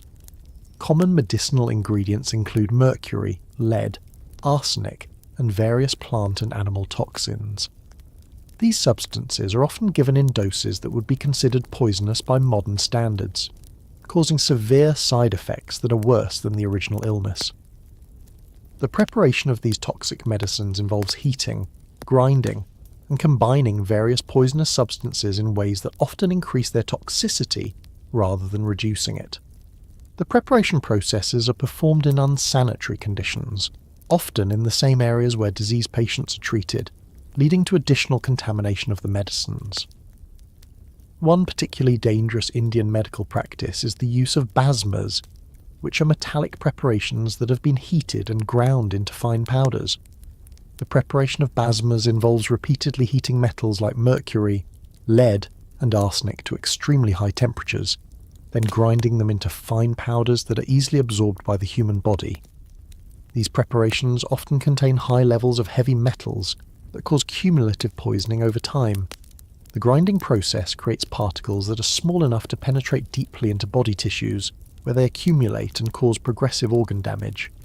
Patients who take these medicines regularly often develop symptoms of metal poisoning, including tremors, kidney damage, and neurological problems. The basma preparation process also involves mixing the metal powders with various organic substances that often contain bacteria and other contaminants. These contaminated preparations cause infections and additional health problems beyond the metal poisoning effects. Indian surgical procedures extend far beyond eye surgery and include operations on the brain, heart, and other vital organs. Brain surgery involves drilling holes in the skull, using crude bronze tools that often fracture the skull and damage the brain tissue underneath. The drilling process is performed without any understanding of brain anatomy, often destroying vital brain centres and causing immediate death or permanent disability. These surgeries are performed using the same primitive tools and techniques as the cataract operations, with predictably high mortality rates. Brain surgery, in particular, has almost no survivors, but Indian physicians continue to attempt these operations because they believe the deaths are caused by spiritual factors rather than surgical trauma. Heart surgery involves cutting open the chest using rough bronze blades and attempting to repair heart defects by sewing with contaminated animal sinew. The surgical approach often damages the lungs, major blood vessels, and other vital structures, causing immediate death from hemorrhage or respiratory failure. Abdominal surgery includes operations to remove diseased organs, repair injuries, and treat various internal conditions. These operations involve making large incisions through the abdominal wall and searching through the internal organs by hand, often causing additional damage to healthy tissues and organs. Another dangerous aspect of Indian medicine is the practice of applying heated oils and other substances directly to open wounds and surgical sites. These oil treatments often contain toxic ingredients including heavy metals, plant toxins, and animal-derived substances that are absorbed through damaged tissue and can cause systemic poisoning. The oils are heated to temperatures that cause additional burns to already traumatized tissues, creating deeper wounds and more extensive tissue damage. The application process involves pouring large quantities of hot oil directly onto open wounds, often causing patients to go into shock from the pain and thermal trauma. Some oil treatments involve burying patients up to their necks in hot sand that has been soaked with various toxic oils and plant extracts. This treatment is supposed to draw toxins out through the skin, but it often causes severe burns, dehydration, and poisoning from the absorbed substances. Indian medicine includes various forms of physical therapy that can be extremely violent and traumatic. Patients may be subjected to forceful manipulation of fractured bones, with practitioners attempting to realign broken bones by pulling, twisting, and hammering on the injured areas. The bone manipulation procedures often cause additional fractures and damage to surrounding tissues, muscles, and nerves. Some manipulation techniques involve hanging patients by their injured limbs or applying extreme traction forces that can tear muscles and ligaments apart.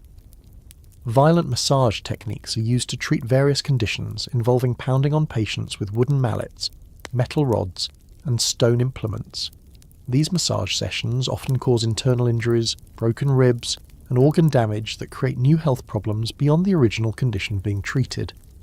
Stretching exercises prescribed as part of Indian physical therapy often involve forcing joints beyond their normal range of motion, causing dislocations, torn ligaments, and permanent joint damage. Some stretching procedures involve tying patients to devices that apply continuous tension to their limbs, often resulting in permanent deformity and disability. The treatment facilities where Indian medicine is practiced are often temples or other religious buildings that aren't designed for medical use. These facilities lack proper drainage, ventilation, and sanitation, creating environments where disease spreads rapidly among patients and medical staff. Patients are often housed together in crowded conditions regardless of their medical conditions, allowing infectious diseases to spread quickly throughout the patient population. The same treatment areas are used for different types of procedures without any cleaning or decontamination between patients. The combination of skilled surgical techniques with primitive tools, toxic medicines, and dangerous post-operative care makes Indian Ayurvedic medicine a paradox of advanced knowledge applied in dangerous ways. Many patients who could have been helped by the surgical techniques die from infections, poisoning, or complications caused by the crude methods and toxic treatments used in their care. The practitioners of Indian medicine often have extensive theoretical knowledge about anatomy and disease, but this knowledge is combined with spiritual beliefs and practices that override medical considerations. Patients who die from their treatments are often blamed for having insufficient spiritual purity rather than being recognized as victims of medical malpractice. Welcome to Indian Ayurvedic medicine, where surgical skill was combined with dangerous practices, creating a medical system that could perform remarkable operations, while often killing patients through the very treatments meant to heal them. Let's journey to Mesoamerica, where Aztec medicine combined sophisticated knowledge of anatomy with ritualistic practices that made medical treatment virtually indistinguishable from human sacrifice. Aztec physicians had detailed knowledge of human anatomy gained through their extensive practice of human sacrifice and ritual dismemberment. They understood the location and function of major organs, the structure of the circulatory system, and the mechanics of various bodily processes. but this knowledge was applied within a religious framework that made medical treatment as much about appeasing gods as about healing patients. You're suffering from severe chest pain that modern medicine would recognise as a heart condition, but Aztec physicians believe your illness is caused by your heart being hungry for blood and requiring direct feeding through surgical intervention. The treatment will involve opening your chest while you're still alive and performing various procedures on your beating heart. The preparation for your Aztec medical procedure begins with weeks of ritual purification designed to make you an acceptable offering to the gods who will participate in your healing. This purification involves extreme fasting that weakens your body and makes you less likely to survive the upcoming surgery. You're allowed only small amounts of water mixed with hallucinogenic plant extracts that cause disorientation and make it difficult to understand what's happening to you. Your body is painted with elaborate designs using pigments mixed with human blood, mercury, and various toxic minerals. The painting process takes hours and involves covering your entire body with substances that are absorbed through your skin, causing chemical burns and systemic poisoning. The paint is applied with brushes made from human hair and bone that often scratch and injure your skin, creating open wounds that become infected. The ritual preparation also involves the removal of all your body hair using obsidian razors that scrape and cut your skin, leaving you covered with small wounds that provide entry points for infection. Your fingernails and toenails are removed entirely using stone tools, causing excruciating pain and permanent damage to your fingers and toes. The medical facility where your procedure will take place is the top of a temple pyramid, where previous sacrifices have left the stone altar permanently stained with blood and covered with organic matter that has decomposed and become infested with insects and bacteria. The open-air location means that wind, rain and bird droppings contaminate the surgical area continuously. The Aztec surgical procedure begins with you being tied to a stone altar in a temple courtyard, surrounded by priests, musicians and spectators who consider your operation to be as much a religious ceremony as a medical treatment. The restraints are made from rope that has been soaked in various toxic plant extracts, causing chemical burns wherever it contacts your skin. The positioning on the altar is designed to arch your back and thrust your chest upward, making it easier for the surgeon to access your heart, but also putting enormous strain on your spine and ribcage. Many patients suffer broken ribs or spinal injuries from the positioning alone before the surgery even begins. The ceremony begins with hours of ritual chanting, drumming and dancing that are designed to attract the attention of the gods, but also serve to terrorize you and increase your fear and stress. The psychological trauma of knowing what's about to happen often causes patients to go into shock before the surgery begins, making them more likely to die from the procedure. The surgeon uses an obsidian blade to cut through your chest, slicing through skin, muscle and bone to reach your heart. The obsidian knife is incredibly sharp when first made, but it quickly becomes dull and develops chips and cracks that tear tissue rather than cutting cleanly. The blade often requires multiple passes to cut through tough tissue, causing additional trauma and blood loss. Obsidian blades are sharper than modern surgical steel when they're fresh, but they're also extremely brittle and often break off inside the patient's body. The fragments of volcanic glass that remain in your tissues are impossible to remove completely and cause ongoing pain and inflammation. These fragments often work their way through your body over time, potentially reaching vital organs where they can cause fatal injuries months or years after the original surgery. The cutting process is deliberately slow and methodical, as the surgeon must perform the operation in a way that maintains the religious significance of the ceremony. Each cut is accompanied by prayers and offerings, prolonging your suffering and increasing blood loss. The surgeon may pause frequently to consult with priests about the spiritual significance of what he's observing in your body. Once your chest is opened, the surgeon must cut through your ribs to access your heart. This is accomplished using stone hammers and chisels that fracture the bone rather than cutting through it cleanly. The bone fragments created by this process often puncture your lungs or damage other organs, causing additional injuries that complicate your already desperate situation. The Aztec approach to your heart condition involves making offerings of blood, and other substances directly to your heart while it's still beating in your chest.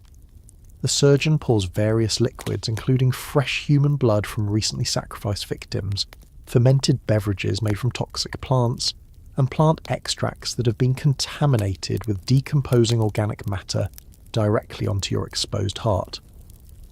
The human blood used in these treatments comes from victims of recent sacrifices and is often contaminated with diseases that the original victims were carrying. This blood is collected in containers made from human skulls that haven't been properly cleaned, introducing additional bacteria and toxins into the substance that's being poured directly onto your heart. The fermented beverages used in heart-feeding rituals are made from plants that contain powerful toxins and hallucinogens. These substances cause immediate chemical burns to your heart muscle and are absorbed directly into your bloodstream, causing rapid poisoning that affects your entire body.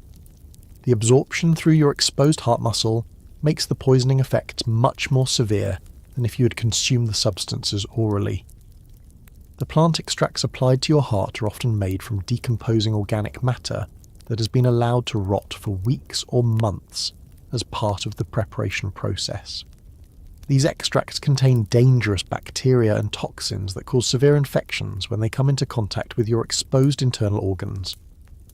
The substances used in these heart-feeding rituals are often toxic or contaminated, causing chemical burns to your heart muscle and introducing infections directly into your circulatory system. Many patients die from the toxic effects of these substances rather than from their original heart condition. The chemical burns to your heart muscle cause irregular heartbeats and can lead to cardiac arrest during the procedure. The ritual feeding process involves pouring large quantities of these toxic substances directly into your open chest cavity, where they pool around your heart and lungs. The substances often get into your respiratory system, causing you to drown in the toxic liquids while you're still conscious and aware of what's happening. Aztec medicine also includes procedures that involve removing parts of the patient's body as offerings to the gods. If your condition is believed to be caused by divine anger, the treatment may involve the surgical removal of fingers, toes, or other body parts that are then burned as sacrifices while you watch. These amputations are performed with the same obsidian blades used in heart surgery, often causing severe bleeding that can't be controlled with the crude techniques available to Aztec physicians.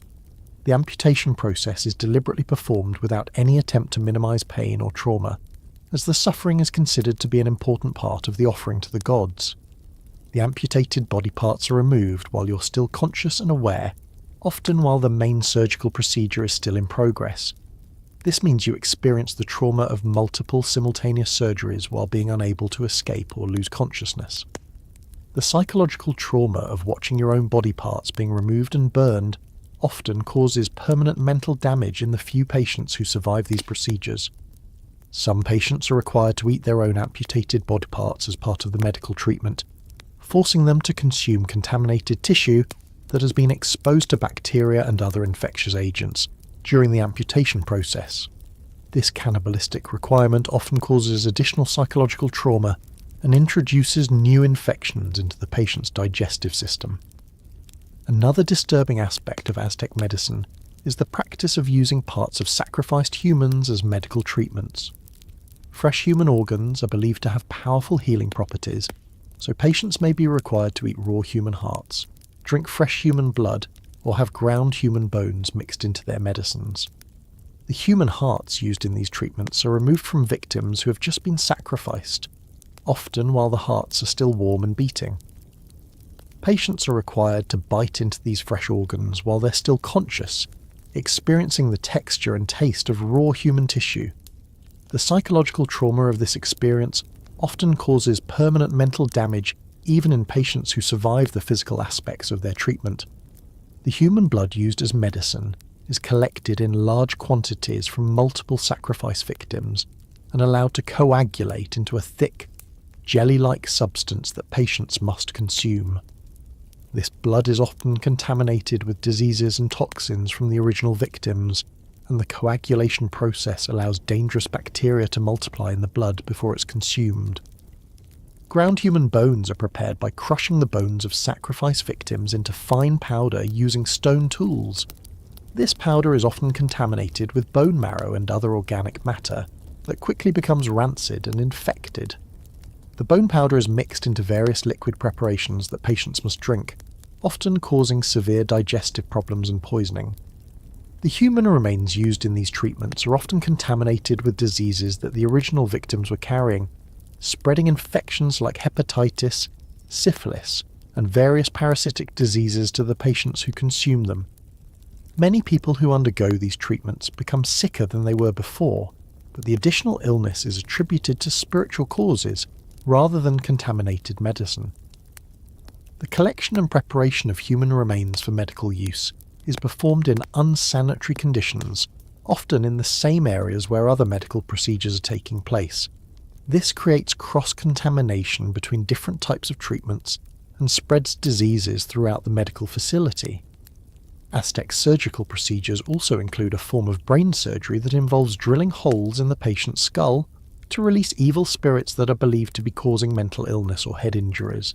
These operations are performed using stone drills that are powered by hand, requiring enormous force and often causing the drill bits to slip and damage healthy brain tissue. The skull drilling process begins with the surgeon using sharp stone tools to scrape away the scalp and expose the bone underneath. This process is incredibly painful and often causes severe bleeding that obscures the surgeon's view of what he's doing. The scalp removal leaves large areas of exposed bone that often become infected. The actual drilling is performed using stone drill bits that are rough and irregular, causing the bone to crack and splinter rather than being drilled cleanly. The drilling process generates bone dust and fragments that fall into the exposed brain tissue, causing inflammation and infection that often prove fatal. The holes drilled in the skull are often much larger than necessary, sometimes removing significant portions of the skull that leave the brain permanently exposed and vulnerable to injury. These large openings in the skull never heal properly and often become infected, leading to brain abscesses and other serious complications. The skull drilling process is incredibly painful and usually fatal, as Aztec surgeons have no understanding of brain anatomy or the importance of avoiding damage to vital brain structures. Most patients die during the procedure or shortly afterward from brain damage, shock or infection. The few who survive are often left with severe neurological disabilities including paralysis, seizures, and cognitive impairment that persist for the rest of their lives. Some brain surgery procedures involve inserting foreign objects into the drilled holes, including pieces of obsidian, plant materials, and animal parts that are believed to have healing properties. These foreign objects cause chronic inflammation and infection that often prove more damaging than the original condition being treated. Aztec medicine includes the use of various plant and animal substances that are genuinely effective for certain conditions, but these are often combined with dangerous additives or used in toxic doses. Medicinal plants that could be helpful in small amounts are often given in massive doses that cause poisoning, organ failure, and death. The preparation of plant medicines involves combining multiple toxic substances in ways that increase their dangerous effects. Effective medicinal plants are often mixed with human blood, ground human bones, and other contaminated substances that introduce new diseases and health problems. Many Aztec medicines are prepared using fermentation processes that allow dangerous bacteria and toxins to develop in the medicine before it's used. These fermented preparations often cause severe food poisoning and intestinal infections that are worse than the original conditions being treated. The dosages used in Aztec medicine are often determined by religious considerations rather than medical effectiveness. Patients may be given enormous doses of toxic substances because certain numbers are considered sacred, regardless of the medical consequences of these overdoses.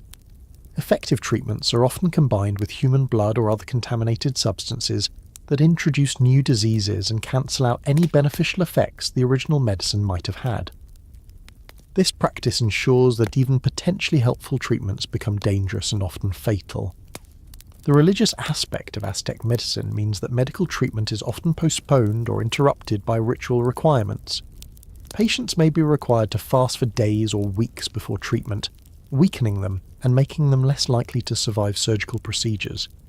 The fasting often causes severe malnutrition and dehydration that make patients more vulnerable to infections and complications. Treatments may also be timed to coincide with astronomical events or religious festivals, causing delays that allow treatable conditions to become fatal. Patients with urgent medical needs may be forced to wait weeks or months for treatment while their conditions worsen, often making successful treatment impossible by the time the religious calendar permits medical intervention.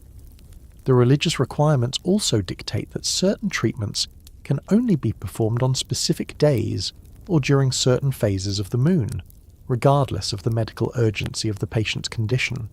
This religious scheduling often means that patients die from conditions that could have been treated successfully if medical considerations had taken priority over religious ones. The combination of genuine medical knowledge with ritualistic practices and human sacrifice makes Aztec medicine one of the most disturbing medical systems ever developed.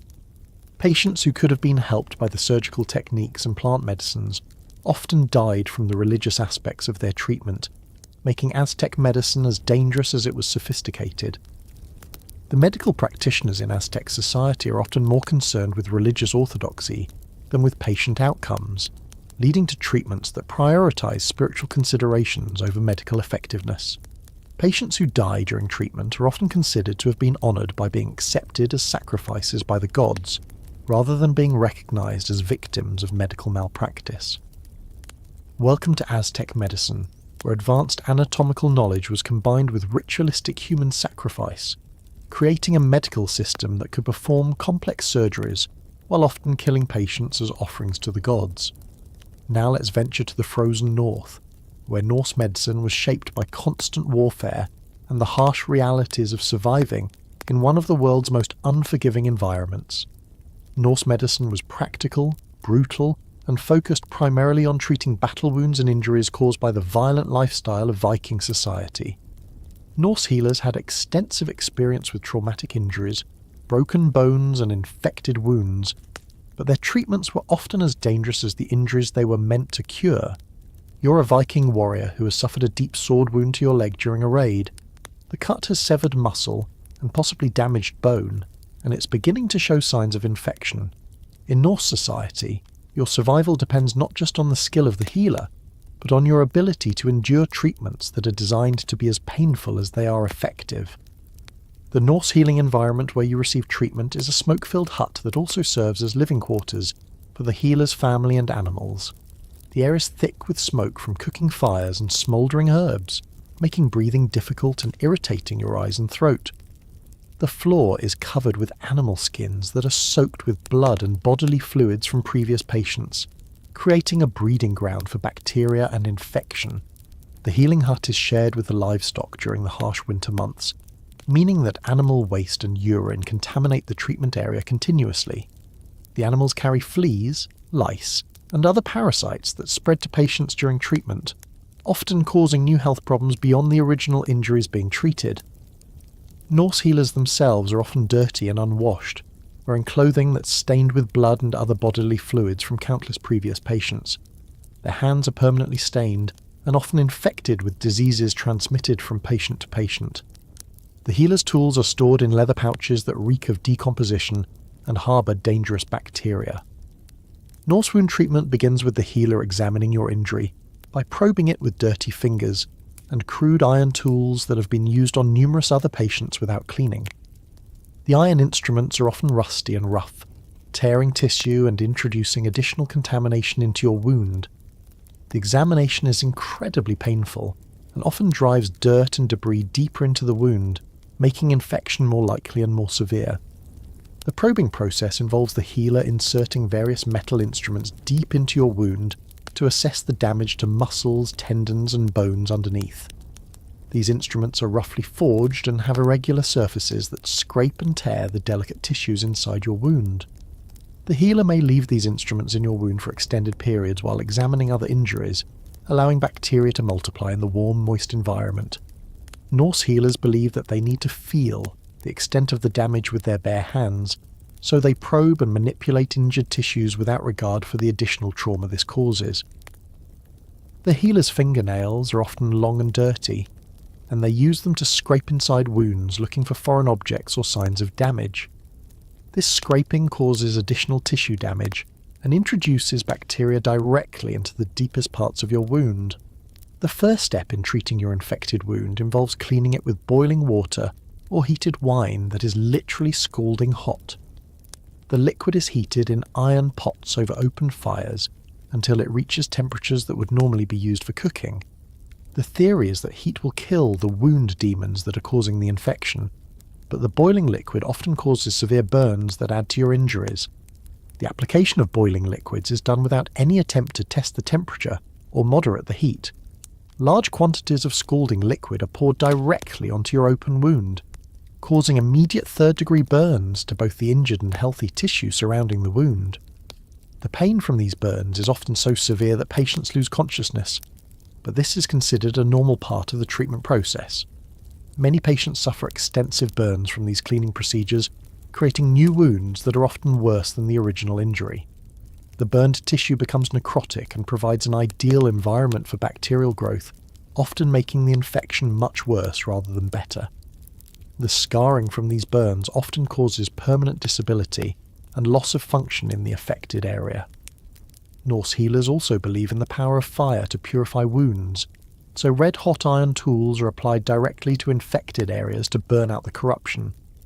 The iron tools are heated in open fires until they glow red-hot, then pressed directly onto the infected tissue without any attempt to moderate the temperature or minimise the damage. This cauterization process causes excruciating pain and often destroys healthy tissue along with infected areas. The burning process creates deep craters in your flesh that often extend down to the bone, causing permanent damage to muscles, tendons, and other vital structures.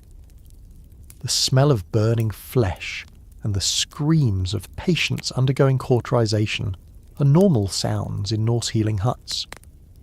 The cauterization tools are often reused immediately on other patients while they're still hot, spreading burns and infections throughout the patient population. Some healers believe that the more pain the cauterization causes, the more effective it will be, so they deliberately apply the hot iron tools for extended periods to maximize the burning and tissue destruction. After the initial cleaning and cauterization, Norse healers pack wounds with various substances that are believed to promote healing, but often cause additional problems. Common wound packing materials include moss collected from swamps and bogs that's contaminated with bacteria and parasites, animal hair that's unwashed and full of dirt and blood, ground bones from dead animals that may carry diseases, and fermented plant matter that's essentially rotting vegetation. While some of these substances may have mild antibacterial properties, others are sources of contamination that make infections worse rather than better. The moss used for wound packing is often collected from areas where animals defecate, and decomposing organic matter accumulates, making it a concentrated source of harmful bacteria. Animal hair used for wound packing comes from livestock and wild animals that carry various diseases and parasites. This hair is never cleaned or treated before being stuffed into wounds, and it often contains blood, feces, and other contaminated substances that introduce new infections into the surgical site. Ground bones used in wound packing are prepared by crushing the bones of dead animals, including creatures that died from disease or injury. The bone fragments are often contaminated with bone marrow and other organic matter that quickly becomes rancid and infected when placed in warm, moist wounds. Norse medicine makes extensive use of herbal preparations that are often toxic or dangerous when used in the doses prescribed by healers. Many Norse medicinal plants contain compounds that are genuinely effective in small amounts but become poisonous when used in the large quantities that Norse healers typically prescribe. The herbal preparations are often made by boiling various plants together in large pots, without any understanding of how the different compounds interact with each other. This process often creates chemical reactions that produce new toxins or concentrate existing poisons to dangerous levels. Many herbal medicines are prepared using plants that have been stored in damp conditions, where they've developed mold and other fungal contaminations.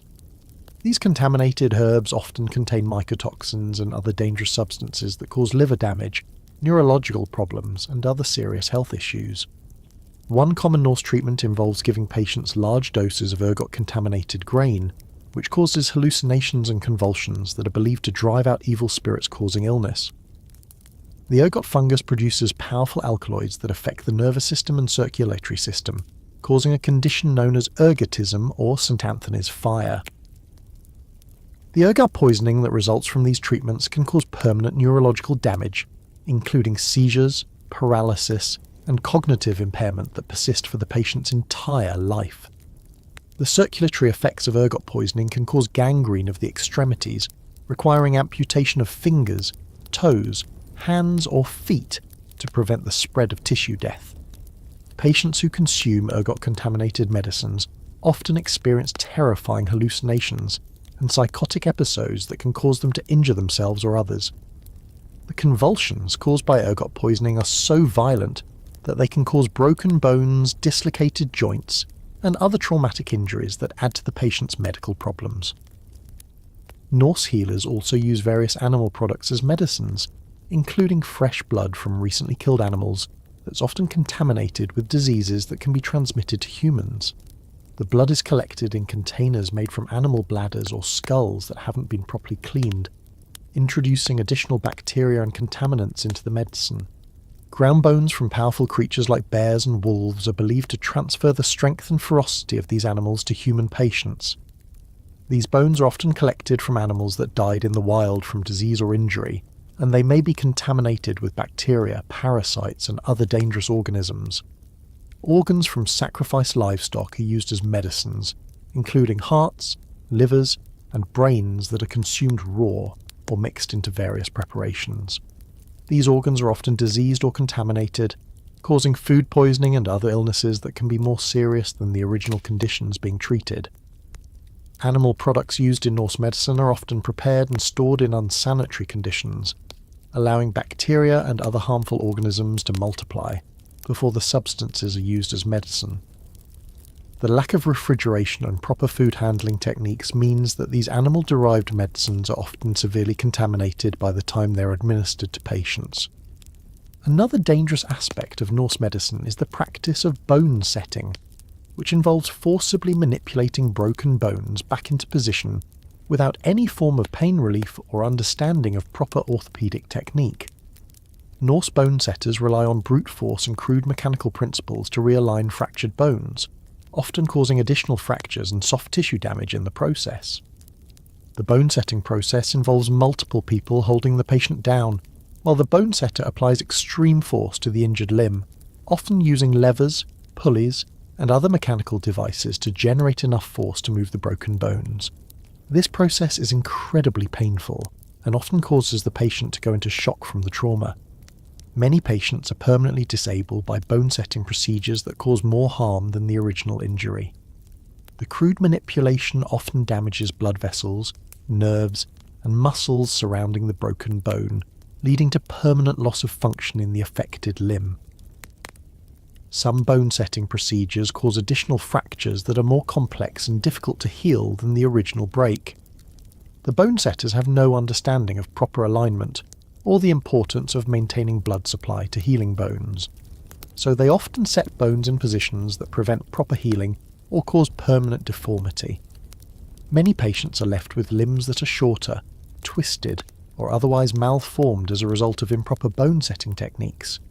Norse surgical procedures are crude but sometimes effective, involving the use of iron knives and tools to remove damaged tissue, extract foreign objects, and repair traumatic injuries. The surgical instruments are roughly forged and often have irregular edges that tear tissue rather than cutting cleanly. These tools are used for multiple purposes and are never cleaned between different types of procedures.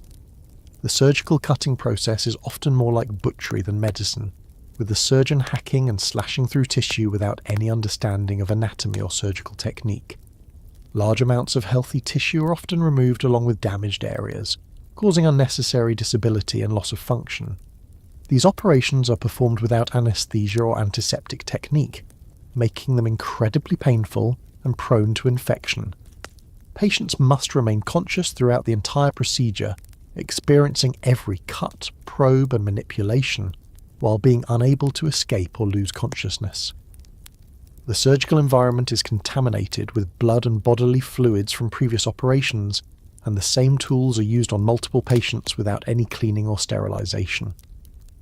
This practice spreads diseases and infections throughout the patient population, often causing epidemics of post-surgical complications.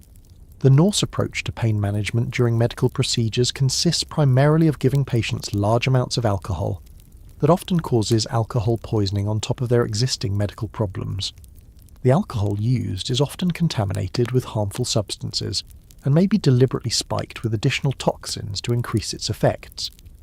Patients are often given so much alcohol that they develop respiratory depression or cardiac arrest during their medical procedures. The alcohol interferes with normal healing processes and often makes infections and other complications more likely and more severe.